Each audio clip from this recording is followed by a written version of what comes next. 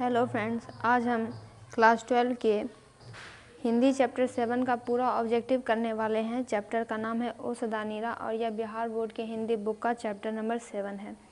यह चैप्टर जगदीश चंद्र माथुर के द्वारा लिखी गई है। आप चाहें तो यह बात नोट भी कर लीजिए।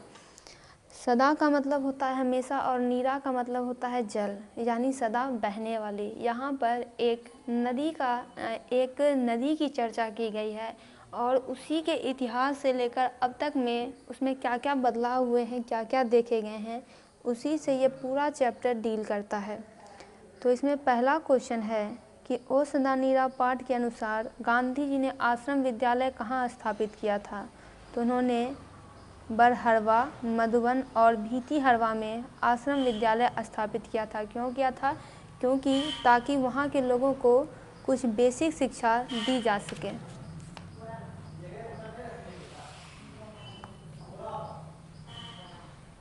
आते हैं हम अपने नेक्स्ट क्वेश्चन पे। नेक्स्ट क्वेश्चन है ओ सदा नीरा शीर्षक पाठ के अनुसार सन 62 की बाढ़ का दृश्य जिन्होंने देखा है उन्हें रामचरितमानस में किसके क्रोध रूपी नदी की बाढ़ याद आई होगी। तो कैकेयी की। यहाँ पे कहा जा रहा है कि 1962 में एक बाढ़ आई थी। तो जब भी बाढ़ आती है तो क्या होता है, लेवल जो होता है नदियों का, लेक्स का, रिवर्स का, झीलों का, ये सारा लेवल बढ़ जाता है। अब वो पानी जो है मिट्टी के अंदर नहीं जा सकता है, तो अब वो ओवरफ्लो करने लगता है और धीरे धीरे इसका स्तर अगर बढ़ते जाता है तो ये बहुत सारी चीज़ों को डुबा देती है। लोग बेघर हो जाते हैं, बहुत ज़्यादा नुकसान होता है, जान माल की हानि होती है। तो इतना भयानक ये बाढ़ था कि लोगों को लगा कि ये जितना क्रोध कैकेयी को आया होगा उतना ही क्रोध इस नदी को अब आ गया है।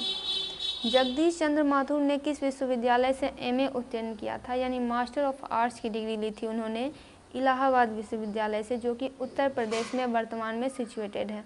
देखिए, जो भी लेखक होते हैं वो अपने बारे में उनका चैप्टर जो इंक्लूड किया जाता है बुक में, उनका एक शॉर्ट इंट्रोडक्शन दिया हुआ रहता है कि उन्होंने अपने जीवन में क्या क्या किया, उनका नाम क्या है, माता पिता का नाम क्या है, पत्नी का नाम क्या है, कौन कौन से किताब उन्होंने लिखी है, अपने जीवन में उन्होंने एक कौन से नोटेबल काम किए हैं। एक झलक उनके पूरे जीवन की दिखाने की कोशिश की जाती है और इससे क्वेश्चन आता ही आता है।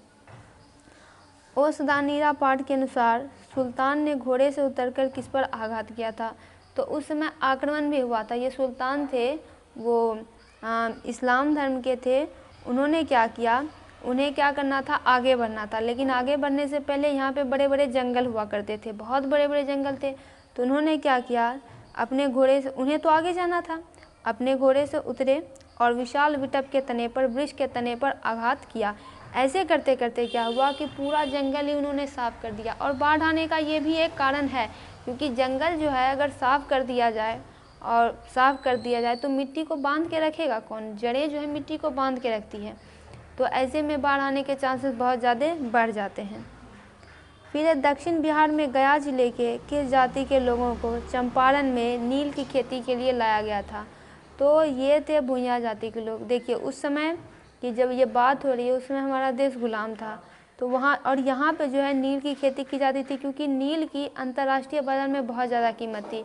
नील उगाते किसान थे, इन्हें कुछ मुनाफा मिलता नहीं था। अंग्रेज इस नील को अंतर्राष्ट्रीय बाजार में बेचते थे और लगातार मजबूत पैसे से होते जा रहे थे। तो इन्हें क्या चाहिए था, लेबर चाहिए था। तो ये दक्षिण बिहार में गया जिले से इस जाति के लोगों को, जो कि पूरे ही कमज़ोर वर्ग के उस समय रहे होंगे, उन्हें ले जाते थे, नील की खेती करवाते थे। राजकुमार शुक्ल की मृत्यु कब हुई थी। तो 1930 के आसपास उनकी मृत्यु हुई थी। इनकी चर्चा एक जगह किताब में आई है। क्यों आई है? क्योंकि सुनिए, अंग्रेज़ों का अत्याचार यहाँ पे बढ़ता ही जा रहा था। अब उसी समय जो है, उसी से कुछ समय पहले गांधी जी भारत आए थे और राजकुमार शुक्ल जो है वो यहीं बिहार के ही थे। इनसे ये सब जो है देखा ना जा रहा था, तो उन्होंने कुछ न कुछ इसके लिए करने के लिए सोचा। इसलिए ये गांधी जी से मिलने के लिए गए थे और गांधी जी के लिए इन्होंने बहुत ज़्यादा वेट भी किया था, इंतज़ार किया था। तो गांधी जी इनसे प्रभावित हो गए, तो उन्होंने डिसाइड किया था कि अब ये आएंगे, यहाँ पे चंपारण ये आएंगे और क्या हो रहा है इसका अवलोकन करेंगे। फिर है कि बहुजन संप्रेषण के माध्यम पुस्तक किन्होंने लिखी है। तो यह पुस्तक इन्हीं के द्वारा लिखी गई है, जगदीश चंद्र माथुर के द्वारा। आगे बढ़ते हैं। कर्नाट वंश के राजा हरि सिंह को किसका मुकाबला करना पड़ा था? तो गयासुद्दीन तुगलक का, क्योंकि गयासुद्दीन तुगलक ने उन पर आक्रमण किया था। चंपारण में धांगर कहाँ से आए थे? छोटा नागपुर से आए थे। छोटा नागपुर प्लेट्यू कहाँ पे है? तो झारखंड में है। गांधी जी चंपारण कब आए थे? अप्रैल 1917 में। और क्यों आए थे? तो एक कारण ये भी था राजकुमार शुक्ल के कहने पर। 3 कठिया प्रथा का संबंध किससे है? तो नील की खेती से है। पंडई नदी कहाँ तक जाती है? तो भीखनाथोड़ी तक। बराज कहाँ बन रहा था? तो भैंसालोटन में। आम्रपाली, आम्रपाली का दूसरा नाम अम्रपाली है, ने तथागत को क्या सौंपा था? तो आम्रवन सौंपा था, यानी आम का वन। उस समय आम के बड़े बड़े विशाल वृक्ष रहे होंगे, उन्हीं को इन्हें सौंप दिया गया था। मठ के महंत ने गांधी जी को कहाँ शरण दी थी? तो एक महुए के पेड़ के नीचे। क्योंकि हुआ क्या था, उस समय जो अंग्रेज के एक ऑफिसर थे, उन्होंने भवन में आग लगवा दी थी। तो अब ये रहेंगे कहाँ? तो बहुत ही हिम्मत करके, क्योंकि उस समय अंग्रेजों का राज था, लोग अंग्रेजों से डरते थे, तो इन्हें शरण देता भी कौन? तो एक मठ के महंत ने बहुत ज़्यादा हिम्मत जुटाकर, बहुत हिम्मती होंगे वो, एक महुए के पेड़ के नीचे इन्हें आश्रय दिया था।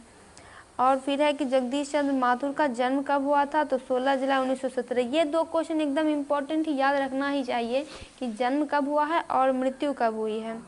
वैशाली महोत्सव का बीजारोपण किया? तो जगदीश चंद्र माथुर ने। इसका मतलब है कि जगदीश चंद्र माथुर ने ही इस उत्सव को शुरू किया है। उनसे पहले ये उत्सव नहीं नोन थी, कोई नहीं जानता था इसके बारे में, इन्होंने स्टार्ट किया है। तो यहाँ पे अगर कुछ और भी शब्द आपको दिया हुआ रहे तो आपको कंफ्यूज नहीं होना है, समझ जाना है कि क्या कहा जा रहा है।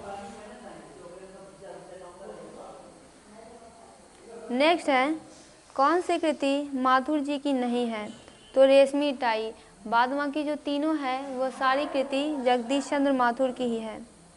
कौन सी कृति माथुर जी की है? तो भोर का तारा, भोर का तारा माथुर जी की है।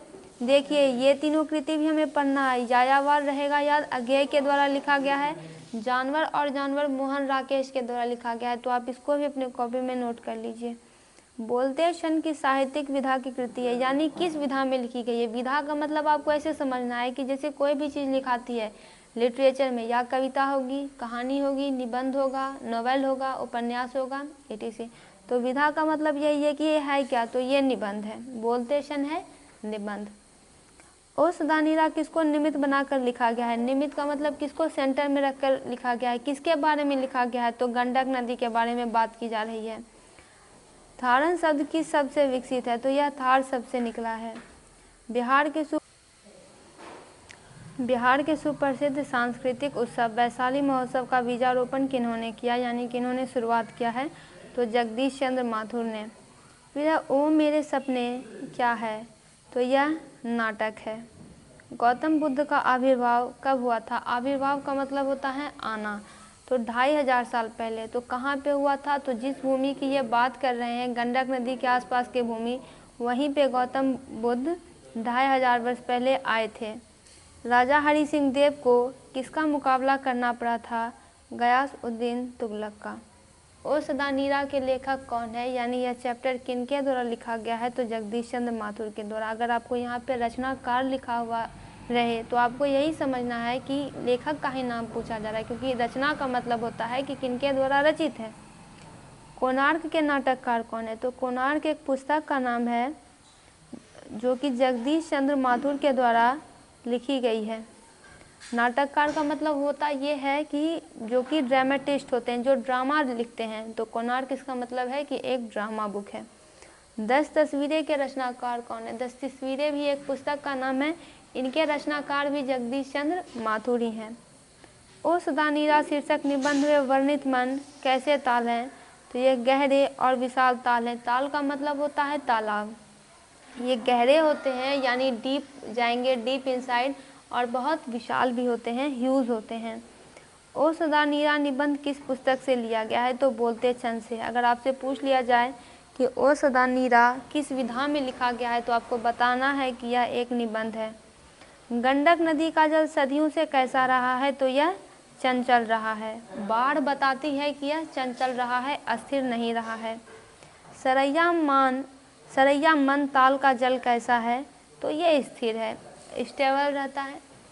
वसुंधरा भोगी मानव और धर्मांध मानव। वसुंधरा भोगी यानी जो कि धरती के संसाधनों का उपभोग करते हैं, और धर्मांध मानव यानी जो कि धर्म में अंधे हो गए हैं। एक ही सिक्के के दो पहलू हैं। यह पंक्ति किसके द्वारा लिखी गई है? तो जगदीश चंद्र माथुर के द्वारा। अब अपने नेक्स्ट क्वेश्चन पे आते हैं। क्वेश्चन है हमारा कि रामपुरवा कहाँ स्थित है? तो भीतीहरवा के पास।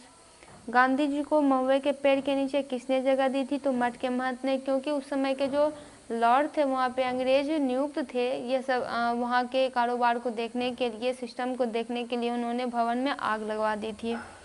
गांधी जी की झोपड़ी को किसने जलवा दिया था? देखिए यहाँ पे नाम भी है कि एमन साहब के कर्मचारियों ने उन्हें जला दिया था, क्योंकि अगर गांधी जी आएंगे तो रहेंगे, और तो इन्होंने उपाय किया कि अब रहेंगे कहाँ, हम घर ही जलवा देंगे। ओ सदा निरा शीर्षक पाठ किस विधा के अंतर्गत आता है? तो निबंध के अंतर्गत आता है। दोस्तों इसका पूरा ऑब्जेक्टिव कंप्लीट हुआ। आप सभी सब्जेक्ट्स के ऑब्जेक्टिव सब्जेक्टिव इस चैनल पर देख सकते हैं। इन सारे क्वेश्चन के एग्ज़ाम में आने की पूरी संभावना है।